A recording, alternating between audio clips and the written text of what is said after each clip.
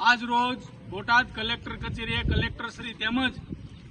એસપીશ્રીને આવેદનપત્ર આપવામાં આવ્યું કે વર્ષ 2021-22ની અંદર આરોગ્ય વિભાગની અંદર જે પરીક્ષા લેવાની તેની અંદર આરોગ્ય મંત્રીના પીએનું નામ બતાવી અને જગદીશ પંચાલ નામના વ્યક્તિએ ગુજરાતના વિવિધ તાલુકાની અંદર નોકરીની લાલચ આપી અને લાખો રૂપિયાની છેતરપિંડી આચરી છે। આ ગુનો નોંધવામાં આવ્યો છે, જેને આશરે આજથી 4 થી 5 દિવસ થવા છતાં આ પોલીસ પ્રશાસન કે તંત્ર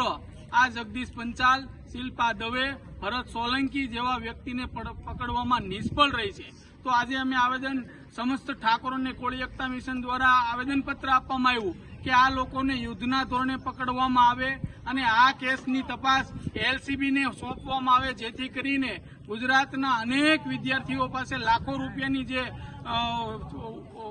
ઉચાપત કરવામાં આવી છે તેને પકડી અને યુદ્ધના ધોરણે કાર્યવાહી કરવામાં આવે અને કડકમાં કડક સજા મળે અને આ વિદ્યાર્થીને એના પૈસા પરત મળે એવી અમારી ઉગ્ર માંગ છે। અને જો આ માંગ સ્વીકારવામાં નહીં આવે, આ લોકોને પકડવામાં નહીં આવે તો આગામી દિવસોની અંદર ગાંધીનગર મુકામે મુખ્યમંત્રીની કાર્યાલયની અંદર પણ અમે ગાંધી ચિંધ્યા માર્ગે ધરણા અને સૂત્રોચ્ચાર કરી અને તેને પણ આવેદનપત્ર આપશું।